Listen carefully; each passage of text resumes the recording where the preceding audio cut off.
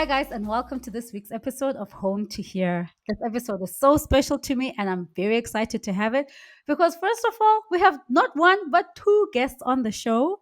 And secondly, these are my people from the South, from the southern part of the continent of Africa. And we don't really be getting a lot of shine and spotlight. So this is a big deal.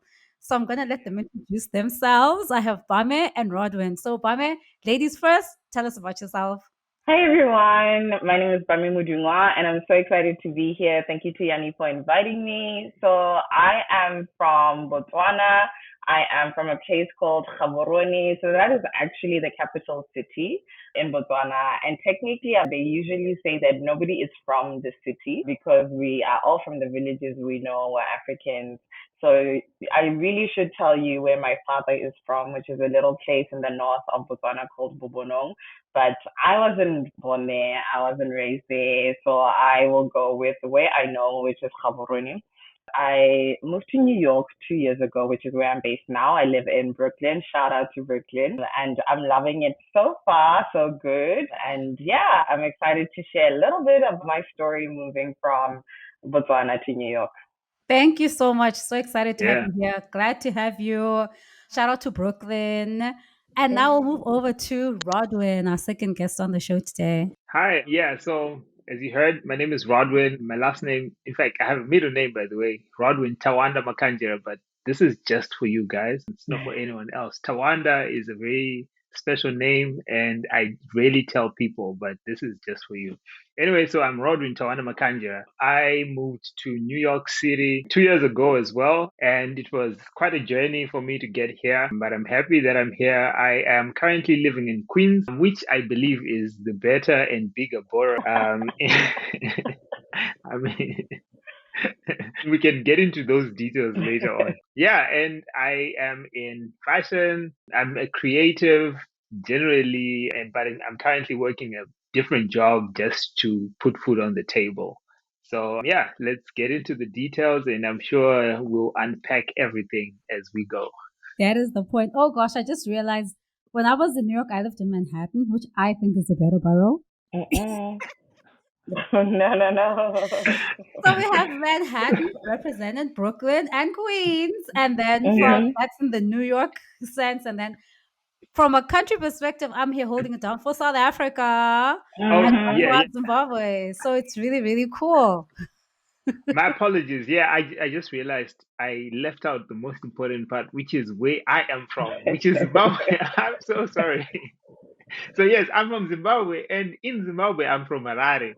So I There you speak go. Shona, and generally, sometimes I lie to people that I speak like 16 languages, that which is probably the number of languages that we have, but no one knows. So like, you can throw them around sometimes.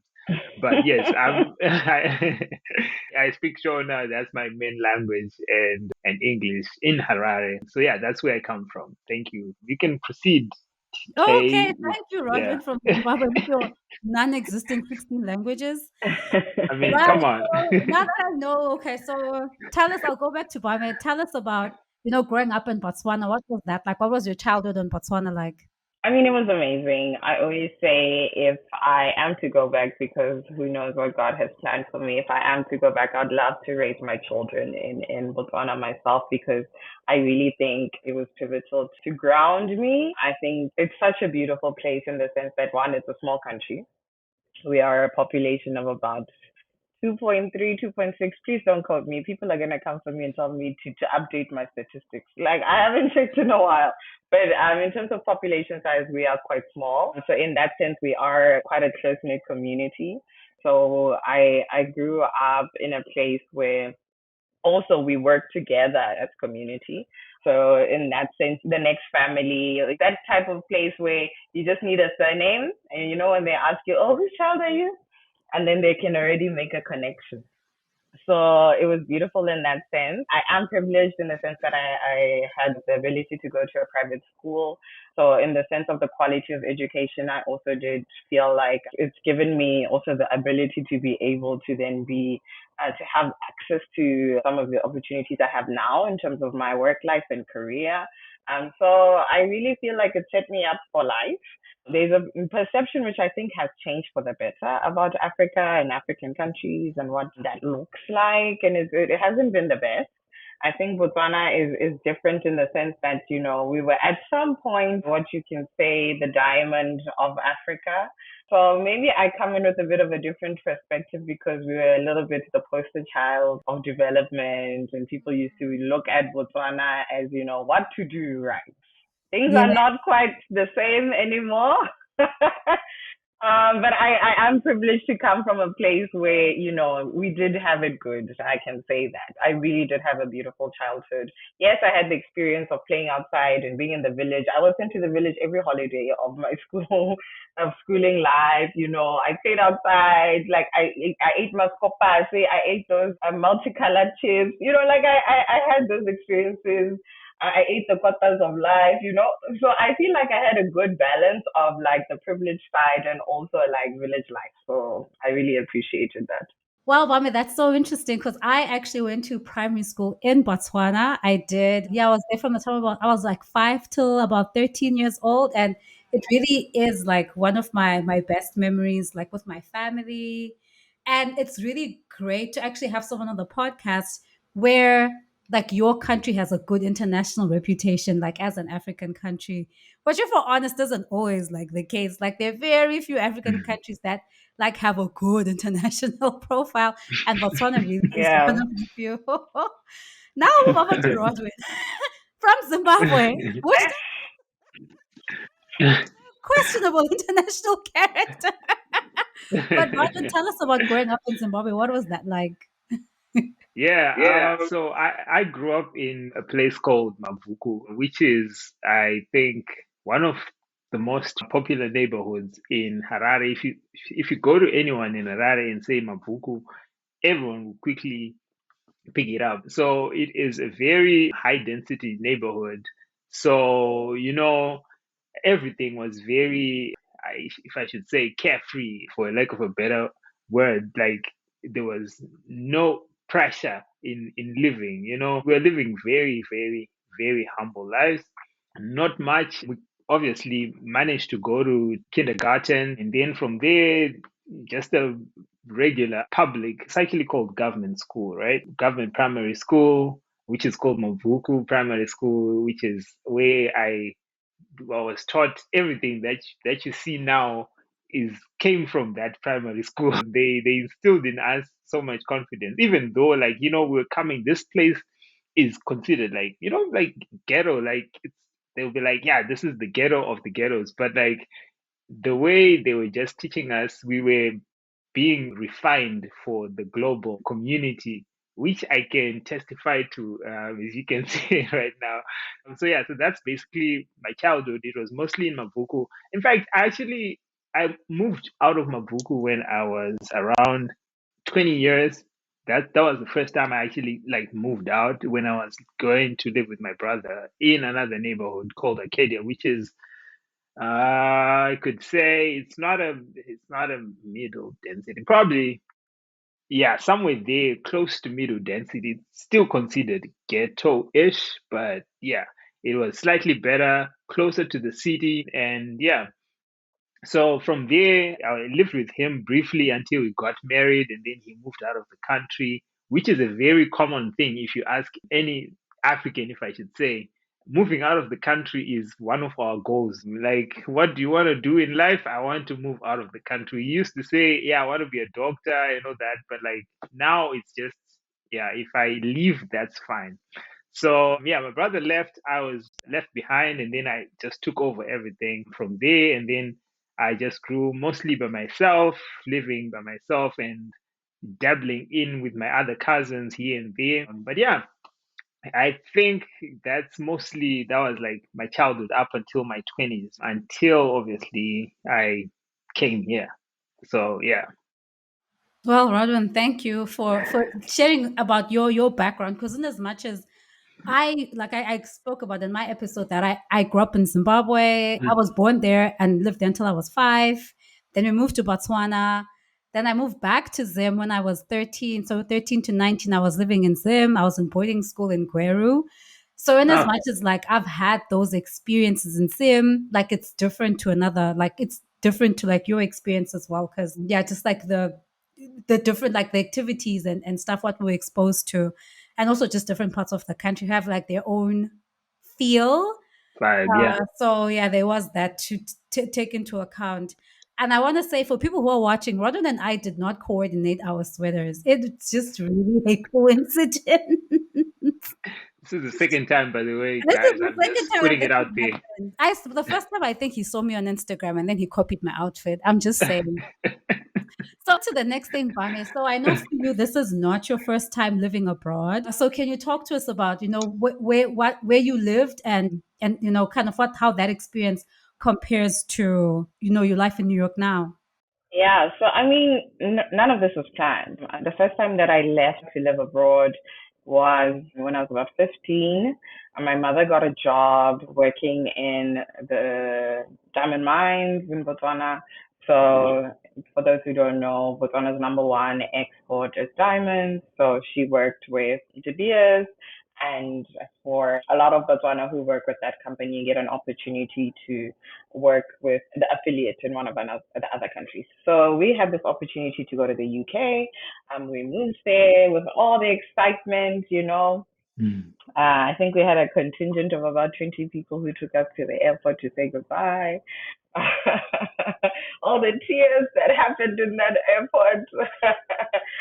And off we went, and the three of us, it was my mom, myself, and a cousin of ours that went with us.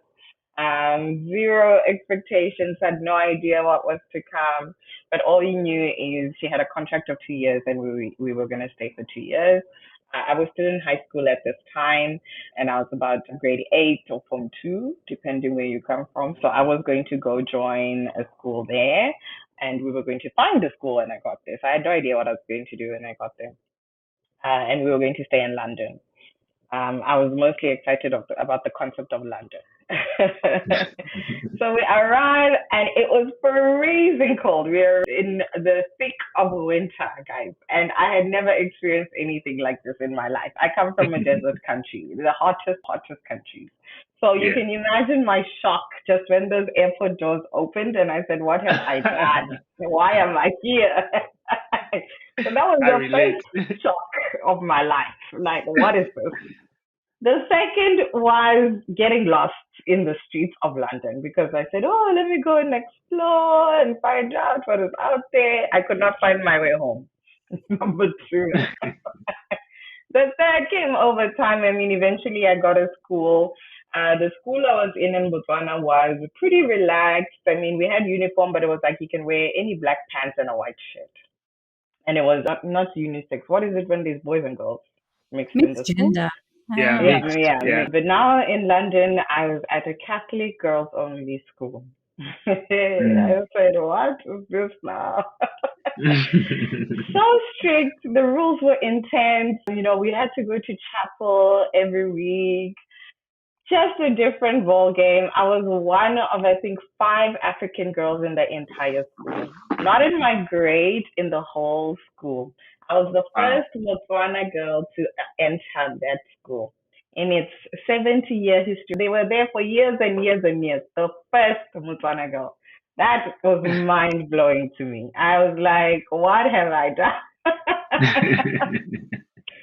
So for me, that was like my first foray into being a foreign expat, immigrant, whatever word you want to use.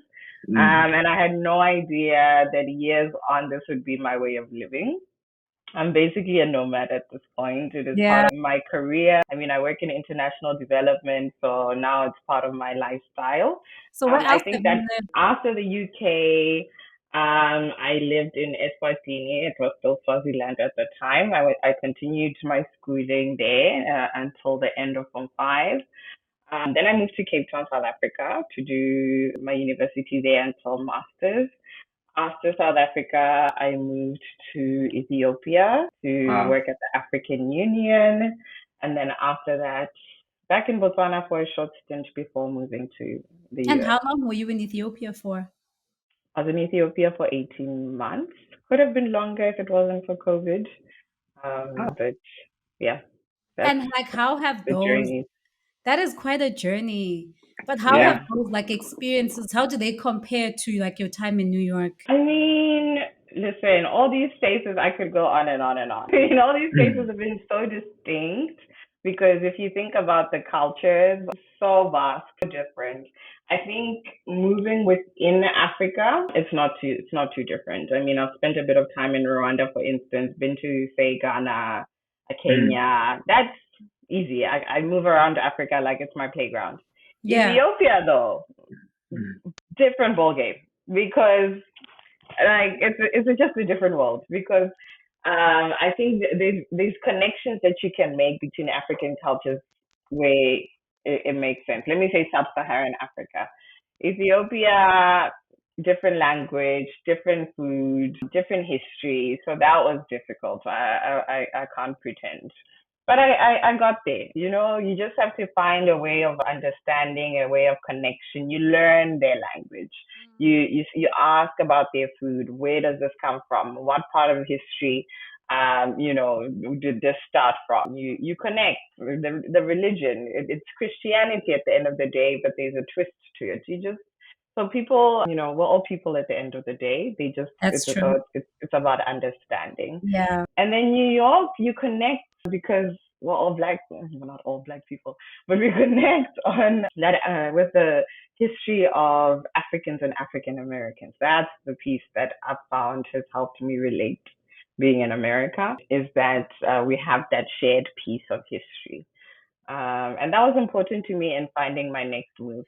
I Yeah. didn't want to be in a space I didn't feel welcome. I didn't want to be in a space I felt I had to fight for my space. I didn't want to be in a space I felt I was going to be chased and be told to go back to my country. No. And the language thing was important to me. I've lived in a country now where English was not the first language. I said, nope, never again. But thank Okay. you. I think I've Okay. talked for too long. Okay. Well, I was about to hand it over to Rodwin. Let me just wrap that up. Thanks for sharing that perspective, Bame. Like, I mean, having lived in so many different countries, and you're so right about, having that feeling of being welcome and not, I still feel like there are instances where you kind of have to fight for your space here in the US. But I'll move over to Rodwin, and I want us to actually circle back on some of the stuff you raised. But Rodwin, I want to hear like your experience, moving to the US. Was it your first time, living as an immigrant, and what was the experience like for you? Mm.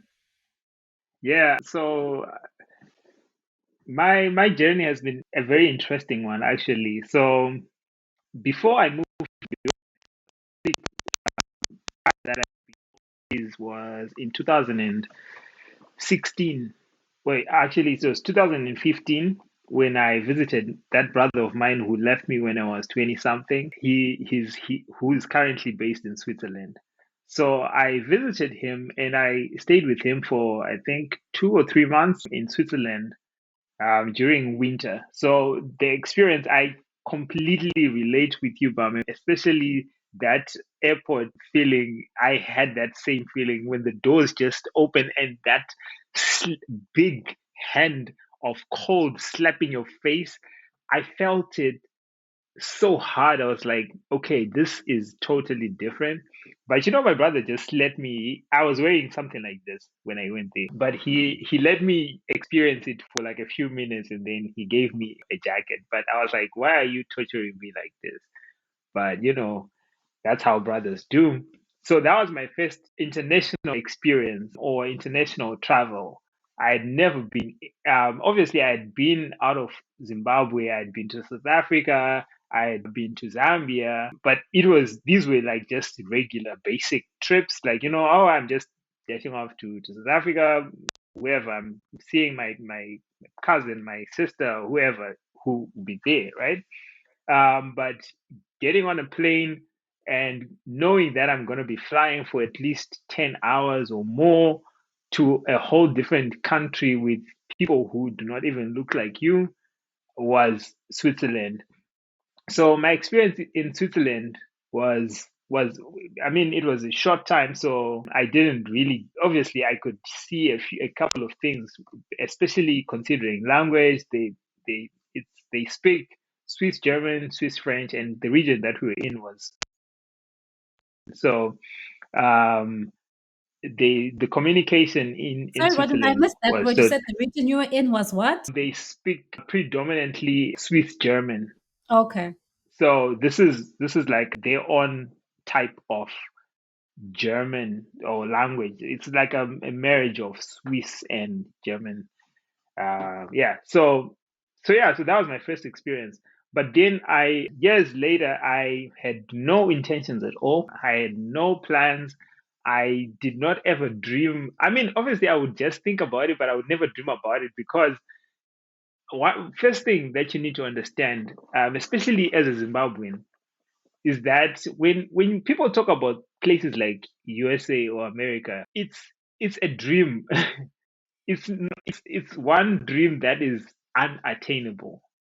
Like when we were, especially from where I came from, when you're growing up, you would probably know one person in the whole of Mabuku who was in the USA.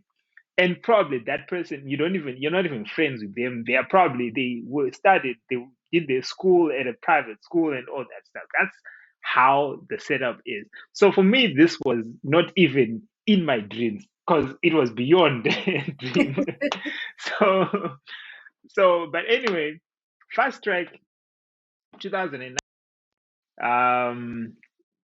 mid 2019 or somewhere towards the end of 2019, the girl that I was dating at that time, she was just, I don't even know, she was just forcing me to do this thing. And I was like, why do you want me to do this? Okay, so yeah, so this girl, she was telling me about it, and I didn't know what it was. Like totally, it was my first time hearing about this thing. And what is this thing? The diversity visa program. So this was the first time hearing about this thing, and then they also called it the green card lottery, and I was like, now that is a red flag right there. Green card lottery, like first of all, what's a green card? Second of all, I don't do lotteries. I'm a Christian. I don't play lotteries. Yeah, like I just believe that God will make things work. That was me. But anyway, she fought. At that time, we were not that I knew that we were about to break up, but we were like in our ending stages of breaking up, which is something that we will have to talk about probably in another episode. But yeah, like we were very close to the end of our relationship, but she was just, trying to make things work for both of us. So yeah, she introduced me to the Green Card Lottery, and that was in November 2019 when I then did the application because I was like, okay, whatever, I'm just gonna do it so that she can keep quiet. So I went on and submitted the application. I think I would actually want to, maybe, I don't know if you can let me or at some point to actually get into the details of the green card lottery, because I realized that this is actually for most, especially people like me who came from, like, I would say, like the lowest part of like the society. Like people will be like, yeah, no, this is not for you guys, this is for us, some people. So most people who are at that stage, especially even in Zimbabwe, a lot of people don't know about it. I'm sure now people are trying to conscientize people about that program and how it works and everything. So maybe when we get time, we can get deeper into that program in full. But yeah, fast track. 2019, I had left my job. By the way, I was pursuing my full time in fashion, my clothing company, trying to make things work. Things weren't moving. I made the application in November 2019, forgot about it. We broke up, and then 2020, COVID happened and everything started just going downwards, like spiraling out of control. So that was from February, I think around February 2020. Totally forgot about this whole thing. I broke up with this girl. I don't even know where she is. My life is just going downwards. One day, random day in, I think around May or I think, oh, actually, it was in July when I was cleaning up my folders on my desktop, and I see this screenshot because there's a screenshot that you have to take once you do the application. So I see the screenshot. I'm like, oh, this thing. Let me just check what's in this thing. And I log in and I'm seeing you've been successfully selected for further processing. And I'm like, wait, what? Okay, what does this mean? Does that mean I'm going to the USA or what? I didn't even know. So I was like, okay, whatever. I just put it to the side. And then keep in mind, we are in the middle of COVID.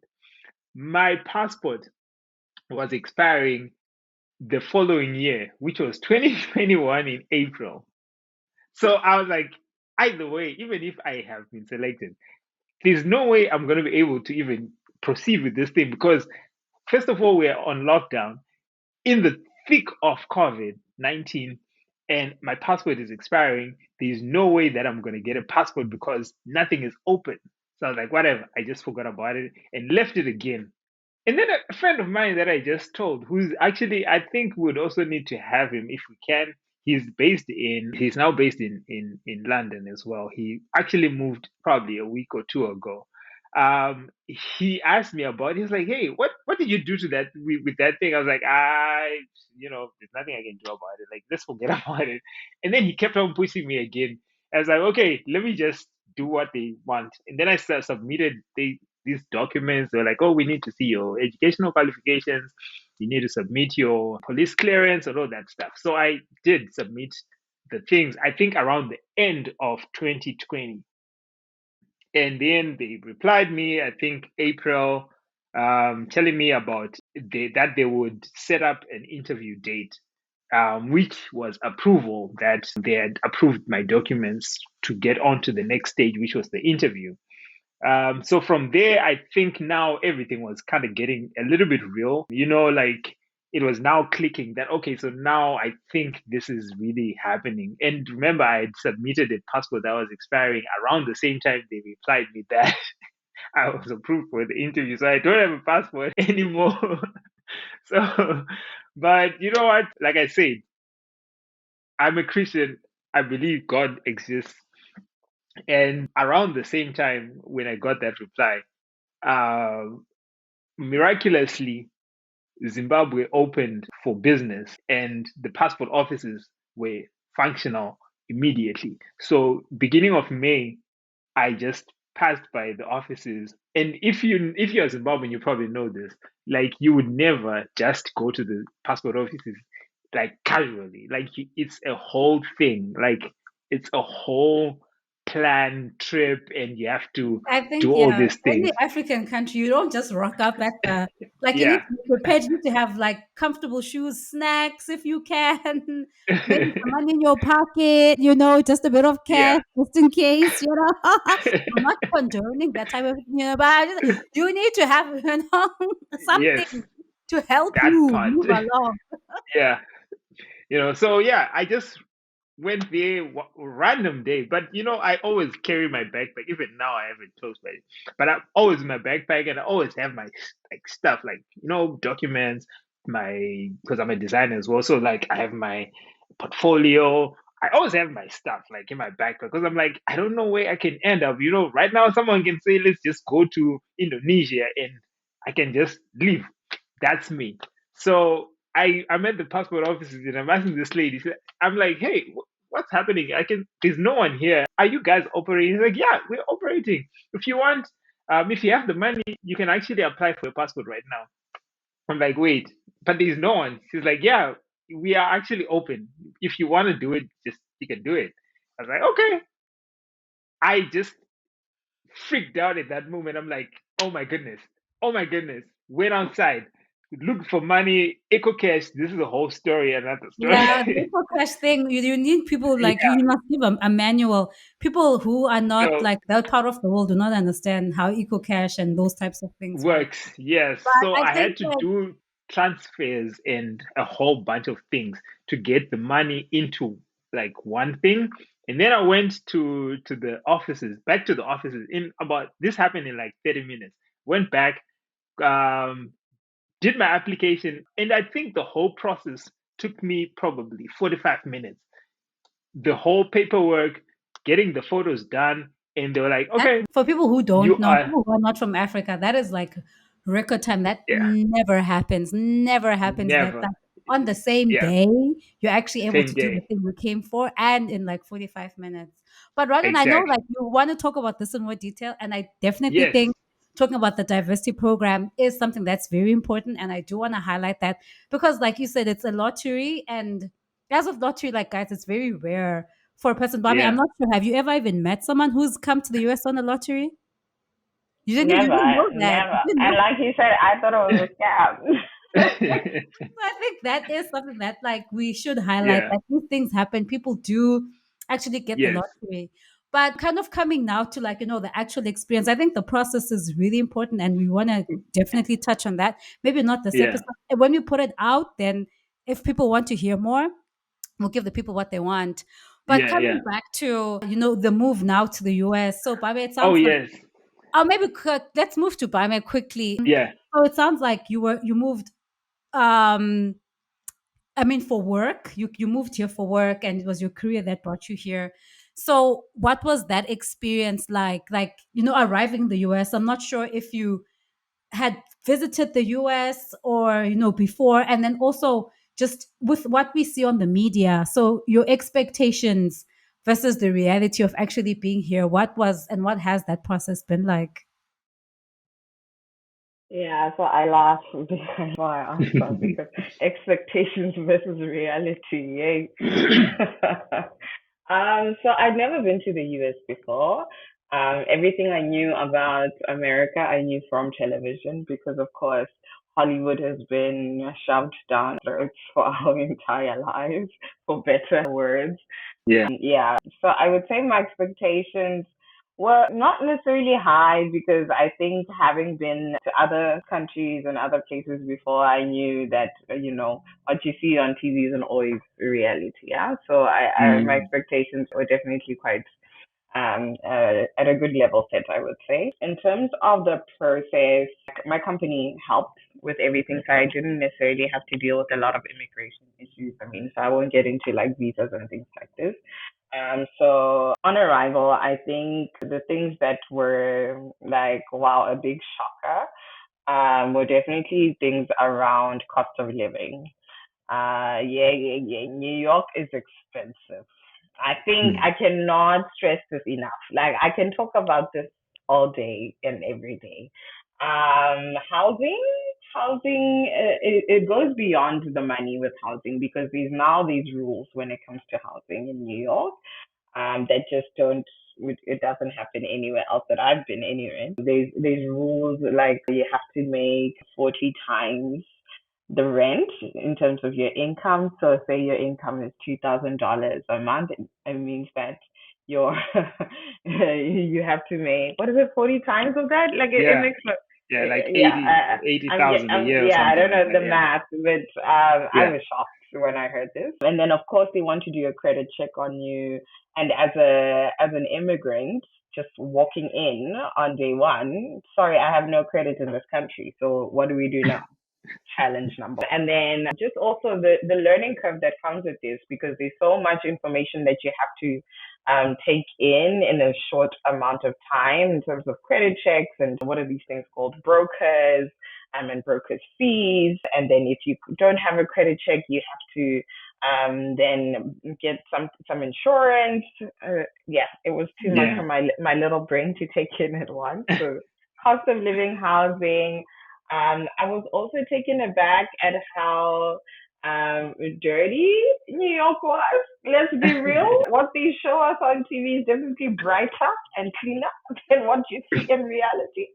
So I'm like, all those movies you see where they show you the skyline and Central Park and it's green and lush. Where's that in Yeah. reality? I was like, this is not the New York that I was expecting to see.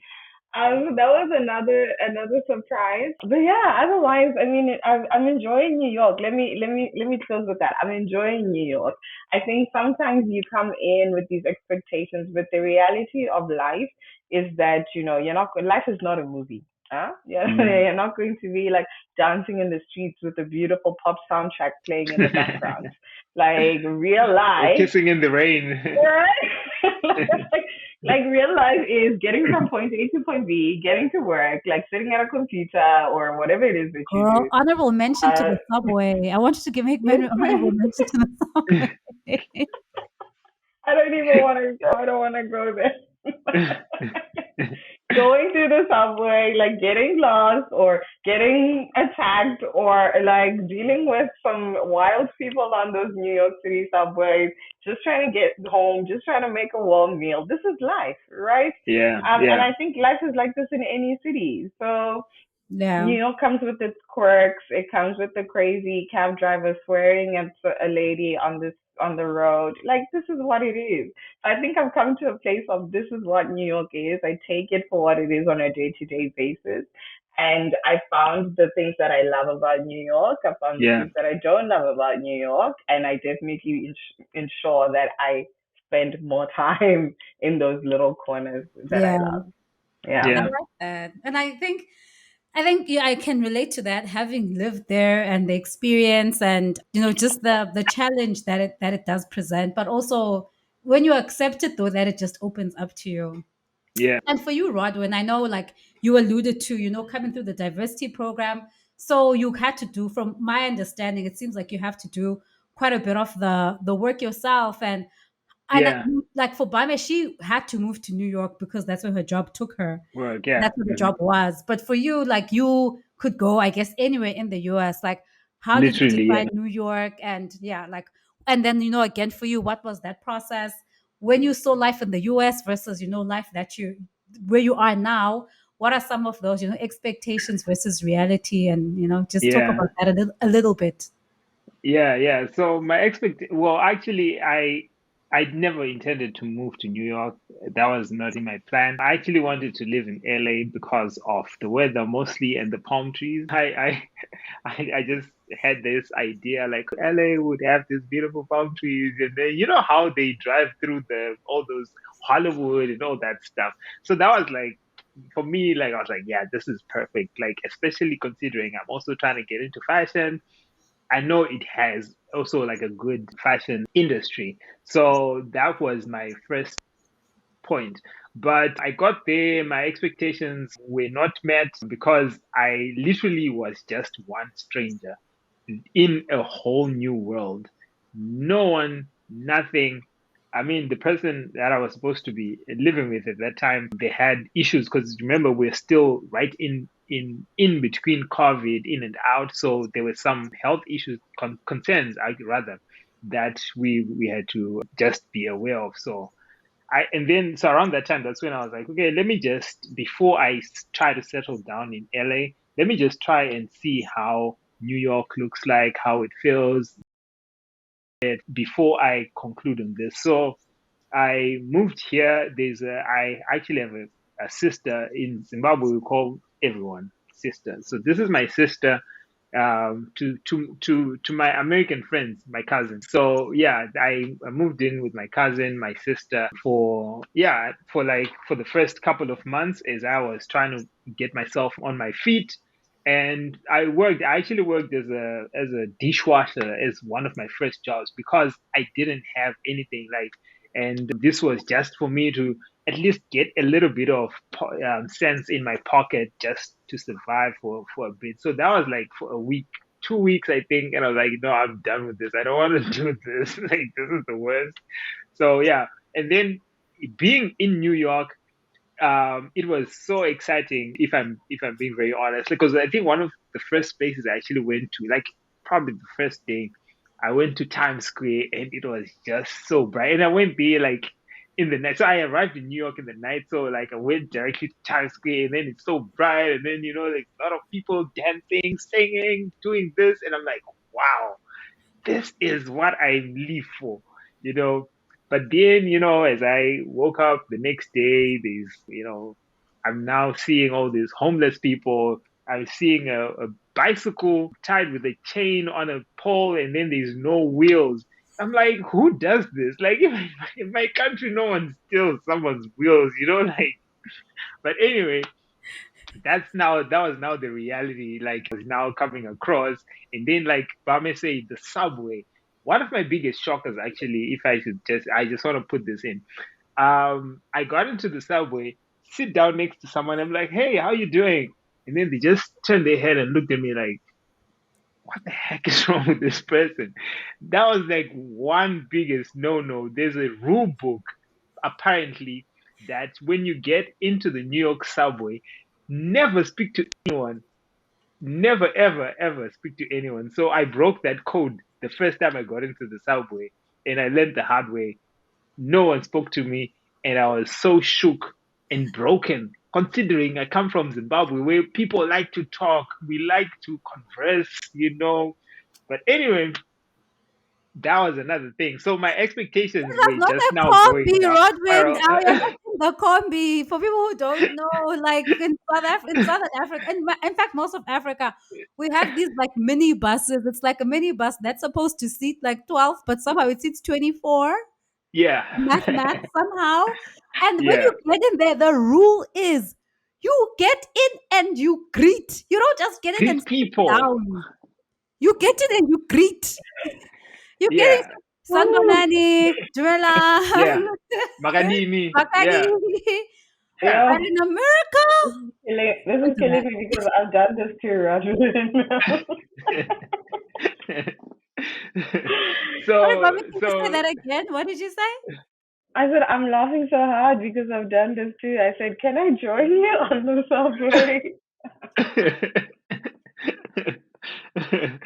so that was like the really hard part about New York. Obviously, like right now, I think I've come to embrace it. Like Bame also said, I've come to embrace all all that it comes with, the good, the bad, the ugly, and the beautiful. Um, Everything that we saw on TV, that we used to see on TV, is not what we see in reality. Most of the things that we post on Instagram, even stuff that I post on Instagram, obviously, like, you know, as people, we nowadays, you're like, oh, let me find a really nice, clean spot, have my photos taken there, and then, you know, but like, you know, that's not the reality that's on the ground. Like, New York City is gritty, it's grungy, like, it has everything. It does have the really nice places, but that's not like where you always are. That's true. You know, we are always in and out of the beautiful and the ugly. That's So good. yeah, that's one of the main things I realized about New York, and I embraced it. I embraced all of it, and I think I'm doing quite a good job at at not falling apart from all this. Yeah. I think that's great, and I mean I really enjoy both of your social media. So to anyone who's listening, if you don't follow Rodden and Barmy, their contacts will be at the end, and then you can get a chance to follow them in New York as they live there. Yeah, it's Really, like beautiful Linkin back. lives. So, but one thing that you've both touched on is, I guess, the reality is talking about the realities. The good, the bad, and the ugly. So maybe like kind of getting into that a little bit more in this segment. And I want to hear your responses, short responses, please, Okay, on shorts. this Yeah. specific one. So I guess like integrating into like American culture. What has that experience been for for both of you? Yeah, what is that like professionally, and then just even around like community. So so community being meeting local Americans, and then Hmm. as well as staying connected, if that's something that's important to you, staying connected to the diasporan communities. So Bama, you can go first. You know what? That has surprisingly been very difficult, which I did not expect at all. I thought, given I knew so much about American culture that should come naturally, right? As in Ethiopia, I had so much to overcome in terms of learning and understanding, and I had to really find ways to connect with them. In America, I mean, I know about their food, I know about their music. It should be easy, yeah? Yeah, And I find that Americans are very, open in terms of they're happy to have a conversation. They're very easy to talk to, but that's it. They can have a very quick conversation with you. Small talk, small talk, small talk. They're gone. Like onto the next thing, onto the next person. Yeah. They move on. They're not about Yeah. deep connections. They're not about long-term situations. They are like, yeah, I met this person, move on. Oh, that's interesting. You're from a place called Botswana I've never heard of. Oh, okay. What do you do over there? Like, and then they move Yeah. on, you know? So it hasn't been easy. When I first arrived, I got on Bumble BFF. So this is like Bumble, the dating app that you select friendship as an option. So you swipe the same way you swipe for dating, but instead you're swiping on women or even men actually, but for friendship. And I met two different American girls, one American Haitian, one American like from the South. And actually, American Haitian, we hit it off. Had a couple of meetups and connected really well. But she knew nothing about Africa, zero. Despite that, she was dating a Nigerian man, which I thought is Mhm. just very problematic. But this is not the platform for that discussion. I mean, it Um, is. We can expand on that in the other episode. I did try to educate, but I was just like, I don't know if this is really, what I want to be doing with my time. And then American Girl from the South just wasn't interested. Just like she, our conversation centered more on like New York experiences, challenges with like housemates and roommates, and then it just didn't go beyond that. And then in terms of professional life, I work in the international development space. So I actually have zero colleagues that are American. So I haven't been forced Yeah. to engage with American people at all at work, which means I have to go out and do this socially. Yeah. Mm. So it's so funny, but I actually do not engage with Americans at all. And people are always like, how when you live in America? And then the Yeah. other thing is New York is so diverse. New York, Yeah. which I love actually. I love that you can find any, nationality Yeah. from anywhere in the world. It could be like the deepest corner of Eastern Europe. I've met people Yeah. from Uzbekistan in New York, which Yeah. I'm like, Yeah. where in the world would I have met somebody from Uzbekistan? Like, so I've actually enjoyed the opportunity to connect with people from different places in the world. It's not my focus at this point, to be quite frank, to connect with Americans. If it happens, it happens. If Yeah. it doesn't, I'm also okay with this. When I do travel within other states, obviously I do want to immerse myself in the American culture, which I am doing more of. I'm going to Boston, going to DC, and New Orleans is next on my list. So I Mm. am doing it in that sense, but in terms of the individuals, Americans themselves, it has been definitely a challenge. Yeah. In terms of the diaspora, listen, Africans are my people. I'm a piano Afro beats. That's the way I feel connected. I'm at an Afro beats party every weekend. I don't feel disconnected in any way. I don't even feel like I have to make an effort. This one is so easy Mm. for me. I'm connected with like social media, with my work also because I work in international development. I'm still very much connected because beneficiaries on the continent as well as others. And then my family, of course. So those are the avenues I stay That's connected. great. And I think, and I completely resonate with you around like the extra effort that you have to make when you work and you live like in the expat bubble. Because similarly, being here, working in international development as well, living in DC, you can really get like sucked into that expat bubble, and you have to make it like a really good effort, to connect with people outside of that. Yeah. Yeah. And I guess for Rod, I'm curious about your experience because I mean, you didn't come for work, and I mean, Yeah. knowing you, like you're not like living in that like expat bubble per se. Yeah. Um, so what has that been for you? That creating connections, interacting with people from from a professional standpoint, and I guess, and in your personal life, like how are you building that community out and staying connected as well? Like I guess to the diaspora community too. What does that look like? Yeah. So one of the first things that I actually did was look for I think when I got here, the first thing I did was I looked for a church. Um, because I realized if I want to be around people that I can relate to as well, I would have to be, it would have to be like on a foundation of maybe my faith or my understanding of um, God, and so generally the first thing that I did was I looked for a church, and that was through a girl. There's a girl that I met. It's Rodwin and the girl. No, I feel like so here's one thing I just want to point out. I like just want to make this clear.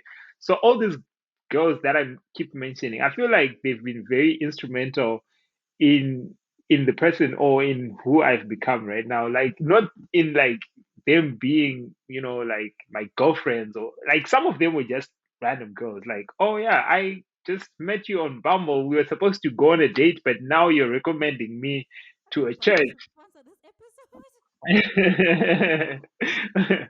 So, which is actually true. That's what happened. Someone recommended a church for me to go to, and then I ended up going to that church. So that's how I kind of integrated into the US community. So from there, I that's how I also met the roommate that I my roommates that I lived with for like ever since I've been like up to now. That's how I met them. So it was through church, and they've also been very instrumental in helping me to integrate into like Your the roommates US community. are they American? Oh yeah, so both of them. So one is African American, and then the other one is he is of Mexican descent, and yeah, so Mexican American. Yeah, so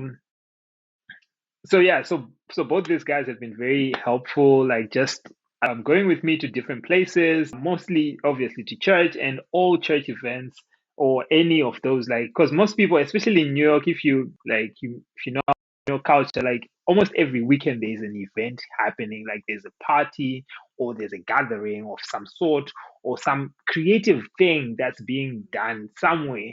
So they always try to, even up to now, they still try to plug me in, like, hey, you know what? Let's this Friday there's a party at someone's place, or there's a pizza Friday. There's this, so which is actually a thing as well. So that's how I kind of integrated. So I think I've made, even though they are not yet like solid connections, like I can't compare those to like, for example, the connections that I had in Zimbabwe, which are like we can get into like the details and the nitty gritties of life to which with each other and opening up and all that. It's unfortunate because there's so much potential in it. And as you're saying, having seen what other communities are doing for each other, it's sad to me that it's not happening for us. So my closest friends actually are largely from Botswana, if not Southern Africa. So when I move anywhere, I do try and find my people. That's the first point of call because I mean, who am I gonna call if not my people, right? Yeah. So I've managed to do that in terms of my close knit circle, but in terms of then a wider group or community, that's been difficult. When I moved to Ethiopia, I found that there was a community and they had established themselves in terms of a WhatsApp group that was there to share. I mean, in a place like Ethiopia, it was important because they were announcements, particularly if there was like a conflict breakout and you needed very important security announcements. But what was upsetting is then people would then use that platform to get people's numbers and then message inappropriate things from that group. So that experience said to me, I don't want to be part of those things anymore because now it becomes something else that you don't want to be in. Or people spend all day on their WhatsApp group chatting about everything that's wrong at home and everything that's wrong with the government and what needs to change. And it's like, well, what can we do with this space to be more productive? Huh? Yeah. What can we do? Let's come up with ideas of how we can help each other. There are some people on this group that are unemployed. How do we come together to help them, to Yes. connect them to opportunities? How do Yes. we help each other while we are in this new country where there are different opportunities to take them back home? That's not the conversation. The conversation is, hey, did you see this new scandal that's at home? Links to newspapers to Facebook scandals. Come on, man. So that put me off, and I said, I don't know that I want to find these communities. So sometimes when you come here and I checked, is there something, a WhatsApp group? They said no. And I said, okay, that maybe isn't the worst thing in the world that it doesn't exist. So then I found my people, created my own community, and I stuck to that. Thankfully, I did find the Sappers in New York Yeah, so the who South Africans in you. Yeah. I joined that group silently because I wasn't sure if they were going to be open to having non-South Africans in the group. Of course, in the group, I still am, but I see that it is open to Southern Africans generally, which I like. And I really like that that group, like I'm saying, is more, they share resources. That's why I stayed. They share Yeah. resources, and there's value in that group, and that's what I think community should be about. Yes, sharing value. And I agree Yeah, with that. Like I think with I mean I am part of that group. It's a really good group. And again, I'm glad to have connected you, Rodwin, to some people and I've connected you to each other. So as Southern Africans, we yes, must watch out for one another. But I also feel that like as Southern Africans, like being in the diaspora is not it's something that's like relatively new. Like our generation is really kind of the first. I mean, kind of, from outside of those people who traveled for exile, like we are the first. Whereas like in places like Nigeria, Ghana, Kenya, they've been, traveling like they're two, three generations of like, people that have lived here. So they know the resources, they have the platform and so forth. So maybe it's on us as the founding generation to, find ways to promote people of the South, to, support one another and, to create those, to, share that value. So maybe, the challenge is on us. I don't have an answer, but one of the things that I've also seen, like you're saying, Rodon, is that when people from Zim or maybe even Botswana, they come here and they're just like living on the low. They don't want to interact. They don't want they don't want to be associated. It's like we got out. I was able to make it out, and I want people to stay away from me. Guys, this has been such a great episode. I've really enjoyed having this conversation with both of you. I just loved seeing your reactions to each other's stories. And I also really wanted to highlight that there are different parts to coming not only to the US or to going wherever you want to be, and to really celebrate us people from the South. Like, I want to give us our flowers, guys. I want to give us our flowers. Now, let's do our rapid fire. Respond with the first thing that comes to your mind. Typically, like I call it kindling fire because I like get new information. So sometimes I might ask like for you to like tap in one sentence, Rodwin, one sentence answers. Okay. Now, first question: home or here? Home. here, Favorite food at home? so far, Sa- Gango. And you, Bame, what did you say? so far, Siswa, it's that thing goes down. so far, I right? do. Yeah. Okay, but describe it for the people. So it's meat. It's pounded meat that's just been boiled with salt, and it's natural fat. It's delicious. And Okay. Rodin, what is gango? Gango is a mixture of different meats, like from sausages, chicken, pork, all sorts of meat, fried and mixed with like your collard greens. And all those juices and fats from all those meats will create the flavor. Oh my goodness. Okay. That sounds like a happy taken pot, but it's okay. And what is your favorite snack here? What is your favorite snack here? Mmm. My Yeah. favorite snack in America. I want to say Techies, but I don't think it's American. So I don't snack. I just don't. Ritz crackers. I love them. Takis, those chips. Okay, they're chips, No, ne? Fries. What are they called? no, take it back. Ritz. Ritz. Ritz crackers. Love them. Wow. Okay. I buy a big box, and I just Do you do a lot of charcuterie boards? Is this why? no, but I don't even. I only recently started adding the cheeses, but I literally did can just eat Ritz crackers. Right. All right. Okay. Now I note that. Rodwin, what about you? No snacks for me. I don't do snacks Okay. generally. Yeah, Mr. because Me. I've been looking for biltong, which is like the premium version of I cannot even put it in the Beef jerky. same lane as beef jerky. Like I can't, right? But it's like that, but way 16 times or more better. Yeah, Okay. that's what I would want, but it's rare to come across. So without that, no snacks for you. Okay, a bit No boring, but snacks, yeah. wah, wah, wah. Okay. Next question. If I have never heard music from your home country, what song and artist must I listen to? So you've both already sent me your songs that I've put in our Spotify playlist for the people. But Bame, what song did you choose and what does that song say about Botswana to you that you want Now, to like our listeners to know? now, like, what did I send you? But I think I sent you Umposivina. Yes. Yes, okay. I don't remember what I sent you. But I sent Umposivina, and the song is called Dumelang. And the first line is just touched down in the city. And I'm like, that's perfect. And the title of the song, Dumelang, is the greeting in our language, Setswana. So if you want to say hello to somebody in Setswana, you say Dumela for one person or Dumelang for multiple people. And for me, it's like that's the perfect introduction to somebody who's first coming to Botswana or learning about Botswana. Everybody wants to know how to say hello in the local language. So I think that's the perfect song. And Mposibina has the most angelic voice ever. I love that. Thank you.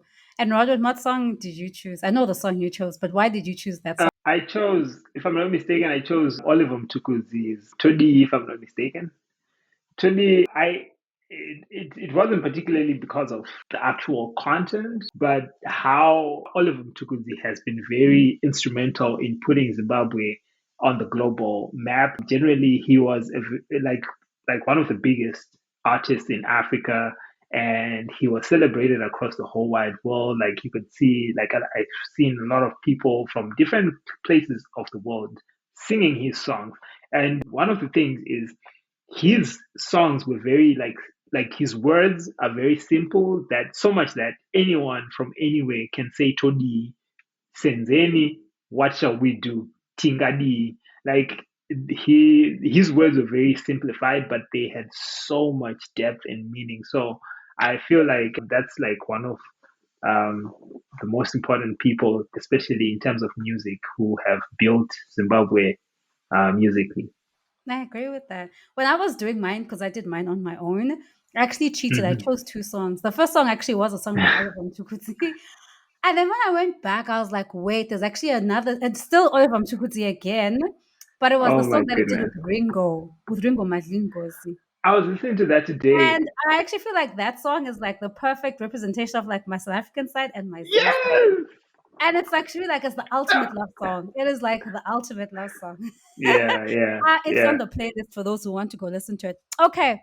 Next question. What is your favorite memory from home?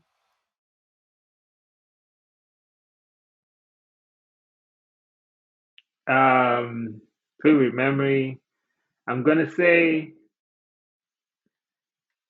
it's me and my family when I think this is the first thing that came to my mind. I'm just gonna say when I was about to come here, we were in at our apartment, like where I used to stay with my cousin, and my mom was there, her sisters and everyone were there, and we were just having this good time. Like people were just happy, like for us, it's a big thing, getting out of Zimbabwe is a achievement on its own. So like we're just having a good time and just having fun, singing, dancing. But that's also one of the times I actually saw my mom crying, like for me, like showing me how much she loves me, like I she had never expressed that to me like that. So that's the first thing I always think about. When I think about home, I just think about that moment when we were at that apartment, people dancing, singing, and then her just that. Yeah, That's yeah. beautiful. And you, Bame? Yeah, I can't remember what we were celebrating, but it was a party. It must have been in the early 2000s. And all I remember, I was much younger, we had a bathtub filled with drinks. And Yes. the bathtub was the cooler. That's what I remember. And we were hosting it at our house, and I had both sides of my family. And it was the one time that everybody was able to make it. I had all my cousins there, and we just had the best night. And it just rings fresh because it was one of those where all the cousins sleep in the living room and you wake up Yeah. together. You make one breakfast with what we call fresh or potato chips and eggs and Russians, and we're all laughing at all the drunken uncles. You saw what Uncle Santa was doing? So one of those big parties where everybody comes together. We had the best fries and food. And then we had a morning where we could all reflect. So yeah, one of those parties that I'll never forget. I love that. Thank you guys. Black Yeah. Africans and festivities. We're like Yes. now looking here in the US, what is a very American thing that you've experienced? Like something that you've only seen and experienced in America.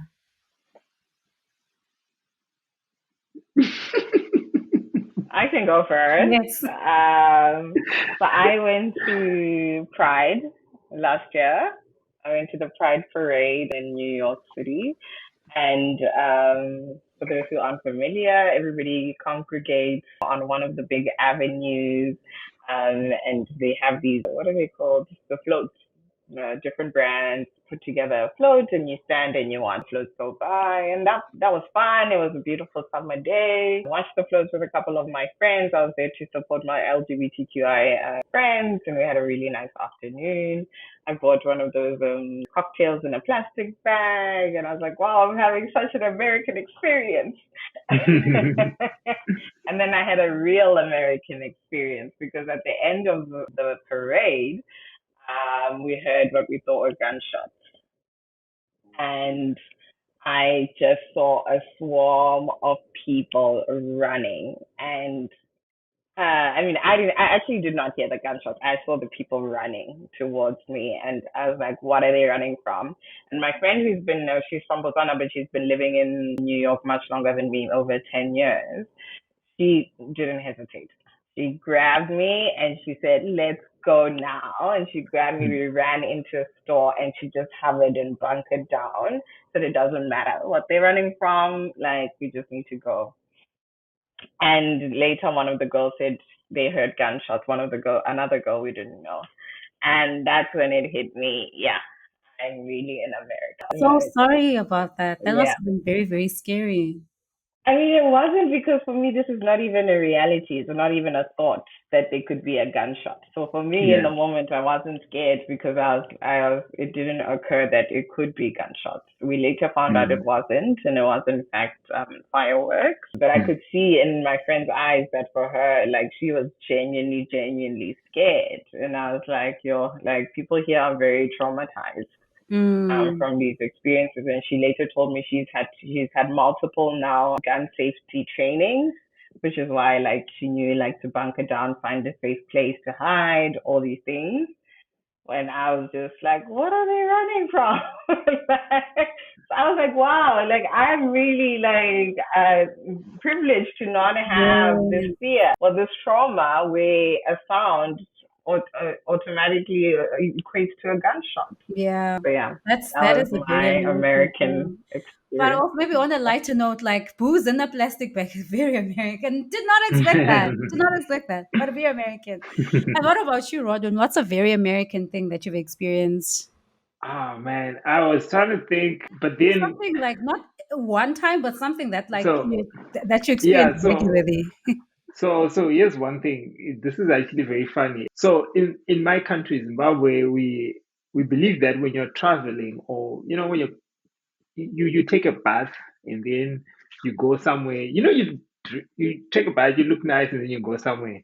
But like here, because I feel like maybe because everything is so interwoven to each other, like there's no the city and there's no CBD like Yeah, there's no town, town. like so like that was new for me, like like, oh, someone can just wake up and go to Manhattan without taking a bath, like how, like I need to make it make sense. So like that's kind of um yeah, that's still, I still can't grasp my head around that, like just Like, how do you do that? Yeah, Like, seeing you need morning to take a bath. Of, papers like, and yeah, it's not, and then I don't want to make it sound like yeah, only like people of color, like like the bad thing. Yeah, yeah, it's people who like just people seeing people in pajamas, seeing people like Pajamas, in yeah, bonnets, flip flops, slippers. exactly. like Literally anyway. Yeah. anyway, flip flops go in anyway. To us, that's just So so yeah, yeah, I so get, I get. Thanks for that. Thanks for that. What in one sentence? What is something new you've learned about yourself here? um. Oh yeah, to actually be vulnerable. Yeah, I think this is something we'd have to also get into depth. Because as an African or as a Zimbabwean, men and heterosexual men, um, I feel like that doesn't really exist. Like just being vulnerable, like actually opening up and expressing yourself.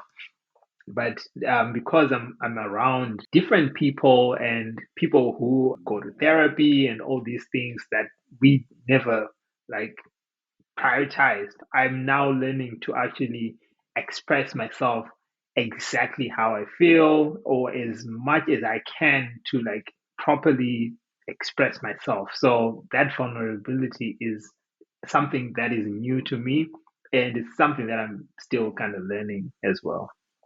That's amazing, Rodwin. Yeah. And Bame, what about you? Learned that I'm stronger and more resilient than I give myself credit for. But I've also learned that I don't know everything. Yeah, I think I used to walk around as if I am the mother of it all and I know it all and I don't need help and that's not me anymore. I've reached a stage in life where I've accepted this fact and I'm now in the stage where I'm learning how to ask for help. that's good. You're no longer mother of the house. Shout out to Beyonce. Yeah. Um, another okay. What is something that you're holding on to about yourself from home? One sentence. um, I still debate about my views of relationships and marriage. I still have that um, from Zimbabwe. I'm like, yeah, people should get into a relationship, get married, have kids, die, leave their kids, do the same thing, and so I still kind of have. I'm still trying to hold on to that thread. Yeah, that's one Okay. thing. Yeah, I think I'm letting go of more things that I'm holding on to. Okay. I've been in a season of reflecting about this. For me, connections, Non-financial like support. Okay. yeah, connections. I just would have wanted just plugging. Like how it is when you're back in Zimbabwe. You're like, yeah, I know this person who does this, and like it's so easy, and somehow we are all related. So it's so easy to end up getting something just because of that. Like so connections, just like the right people, like not just random connections, but the right people. Like I'm in fashion, I'm in design, I'm in all these creative things.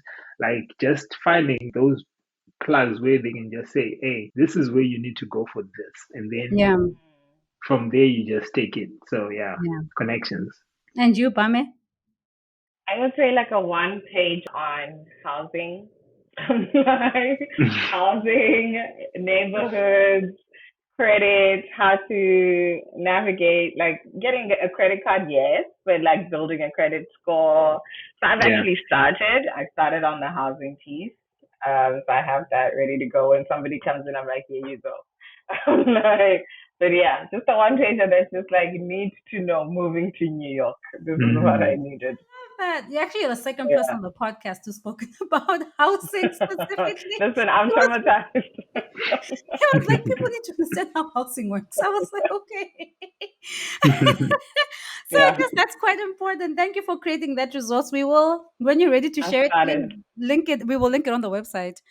I will. Um, and I guess it ties in really nicely to our second last question. Any advice for someone who's considering moving here? moving here to the US, or just moving from Botswana, moving from Zim, or moving from Africa in general? Like, what is something that you want them to know from Um, your journey? yeah, the first, my, I think what's very important is come with an open mind. If you do decide to come with an open mind, and also just to accept um, like the culture that is here and integrate into it. I think that is very important because sometimes, as much as we're like, but like we have to be able to coexist with our surroundings. Mm, So I think the most important thing would be to just open your mind to new things. And I feel like that is where opportunities will also come, yeah, because the more you're closed into yourself or to what you just believe, you are not opening room for new things to come in. yeah, I like So that. yeah, And you, Bame? I would say do your research. We live in the age of technology. Information is at your fingertips on your phone, on your computer. Social media in particular has made it so easy to access information.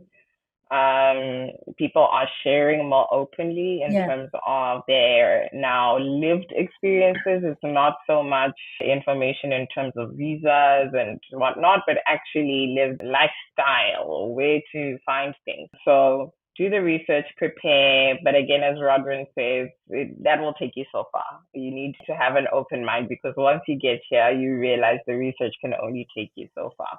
yeah, that's So yeah, come in prepared, but understanding that reality is a different story. yeah.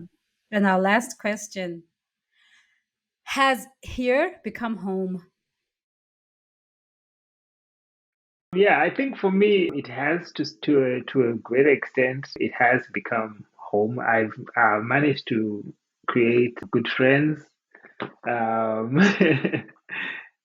yeah, I've managed to make good friends. Even though the people that I live with, my neighborhood, I really love my neighborhood. So yeah, so I think for me, yeah, here is now almost close to fully being home. That's good. And you, Bame? Yes, so I realized this when, sorry, pause. Can you hear me? I can. Yeah, we can hear you. I think I lost one AirPod. Okay. Okay. The other one is Yes. about to die, but but go for it. Yes, I think I realized this when I was coming back from a work trip and I text my family. I'm on my way back home, and my mother said, "Home?" And I said, "Yes, home to New York, not home Botswana." So now Botswana has become home, and New York has Mm. become home. I think I've made my little apartment into my own space. It feels like a safe space for me. And as I said earlier, I found the corners of this crazy city that feel like home. I found the people that are my close knit family in New York that make it also feel like home. So definitely, it has started to feel like my home away from home. I love that. That's beautiful. Guys, thank you so, so much. This has been such an incredible session, incredible conversation with both of you. I'm so, so grateful that you made the time for us to have this conversation. It was completely, completely worth all the reorgs and trying to find the space and the opportunity. This is just like warmed my heart so much. I've really, really thoroughly enjoyed having you here. um, and if people want to hear more about you and connect with you and hear about your journey from home to here, how can they stay in touch with you and learn more about you? You can go Babe first and then followed by Rodwin. Yeah, so if you guys want to follow my journey, you can find me on TikTok at Bunzy Eat. That's the place to go, because I share all of my experience as a Motswana living in New York City, and that's where you can see all the fun times in New York City. Thank you. And you, Rodwin? Yeah, I'm on Instagram mostly most of the time. So my handle is Rodwin M underscore. So that's ROD and then WIN underscore. Rodwin NM underscore. Rodwin M underscore. That's it. Yeah. It will be in the. It will be in the. We'll tag Yeah. him when we put the post up. The Tag him, and then also Rodwin has a lot of other pages. He has a clothing brand, yeah. he has food as well. So when you find his main page, then you'll find all the other stuff that he gets into. But once Yeah. again, thank you so much to all our listeners. Thank you for listening in today. And if something came up in this conversation, if you're a person from the South, hit me up. I want to see you. I want to, make sure that you join part of this community. If you Yeah. especially in the US, so that we can keep growing the brand of the South. Yes. Yes. Thank you guys, and thank you so much for your time. And again, share, like, subscribe, and make sure that you listen to this on all platforms that are available. Thank you so much. Thank Thanks. you. Thank you for listening to today's episode. If you enjoyed the show and you want to stay connected, make sure that you are subscribed and following us on your favorite podcasting platform, which does include YouTube. Your support means the world to me, and it helps me to keep bringing you this type of content. Also, don't forget to rate the podcast, give us a good rating, and to leave a review, leave a comment, because your feedback also helps to shape the show and it lets me know what type of stuff you guys want to keep hearing and seeing. Lastly, if you have any questions, feedback, suggestions, DM me on our Instagram account, which is Home to Hear. We can't wait to hear from you. Bye, guys.